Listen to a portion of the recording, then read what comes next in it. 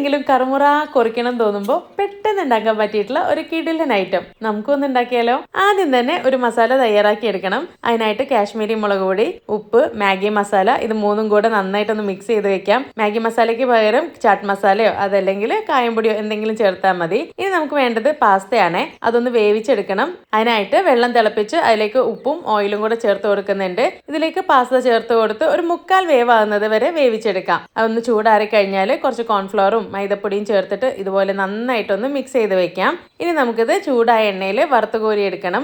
അതിനായിട്ട് ഞാനിവിടെ മിസ്റ്റർ ഗോൾഡിന്റെ റിഫൈൻ സൺഫ്ലവർ ഓയിലാണ് എടുത്തിട്ടുള്ളത്. ഇത് 1 ലിറ്ററിന്റെ ബോട്ടിലാണ്. ക്വാണ്ടിറ്റിയിലും ക്വാളിറ്റിയിലൊന്നും ഒരു കോംപ്രമൈസും വരുത്താത്തതുകൊണ്ട് ഞാൻ കുറേ നാളായിട്ട് ഈ ഒരു ഓയിൽ തന്നെയാണ് ഉപയോഗിക്കുന്നത്. ഓയിൽ നല്ല പോലെ ചൂടായ ശേഷം മാത്രം മാക്രോണി ഇതിലേക്ക് ചേർത്ത് കൊടുക്കാം. ഇനി ലോ ഫ്ലെയിമിൽ ഇതുപോലെ ഒരു ലൈറ്റ് ബ്രൗൺ കളർ ആവുന്നവരെ നല്ല ക്രിസ്പി ആയി കിട്ടുന്നവരെ തന്നെ നമ്മൾ വറുത്തെടുക്കാം. ഇനി ഇതിലേക്ക് നമ്മൾ നേരത്തെ തയ്യാറാക്കി വെച്ചിരിക്കുന്ന ആ ഒരു മസാലക്കൂട്ടും കൂടെ ചേർത്ത് കൊടുക്കുക. നല്ല പോലെ മിക്സ് ചെയ്തെടുക്കുക. ഇത്ര പണിയുള്ളൂ കേട്ടോ. വളരെ സിമ്പിൾ ആണ്, നല്ല ടേസ്റ്റ് ആണ്. കഴിക്കാൻ തുടങ്ങിക്കഴിഞ്ഞാൽ നമുക്ക് പെട്ടെന്ന് നിർത്താനൊന്നും തോന്നില്ല കേട്ടോ.